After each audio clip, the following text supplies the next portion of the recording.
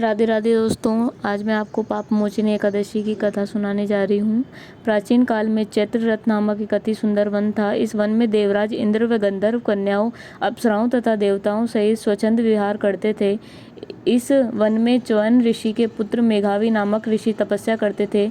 ऋषि शिवभक्त और अप्सराएं शिवद्रोही कामदेव के अनुचरी थी। एक समय की बात है, कामदेव के बदले और द्वेष की भावना के तहत ऋषि मेघावी की तपस्या को भंग करना चाहा। इसी उद्देश्य की पूर्ति के लिए कामदेव ने मंजुघोषा नामक अप्सरा को भेजा। उसने अपने नृत्य गान व हाव भाव से ऋषि का ध्यान भंग किया। अप्सरा के हाव भाव और नृत्य गान से ऋषि उस पर मोहित हो गए। फलस्वरूप ऋषि मंजुघोषा के साथ रमण करने लगे और उन्हें दिन रात का कुछ विचार नहीं रहा। दोनों ने कई साल साथ साथ गुजारे। एक दिन मंजुघोषा ने जाने की आज्ञा मांगी तो ऋषि ने उसे रोकना चाहा।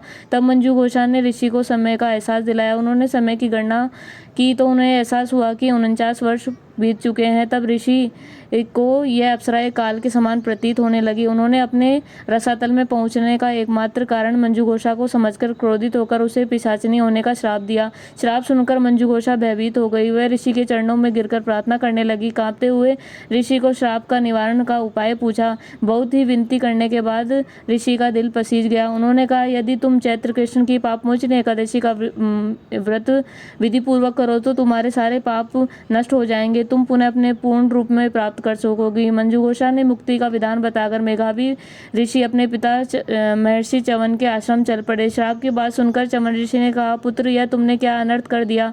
श्राप देकर अपने सारस पुण्य क्षीण कर दिया था। तुम भी पापमोचनी का एकादशी का व्रत करो। इस प्रकार पापमोचनी एकादशी का व्रत करके मंजू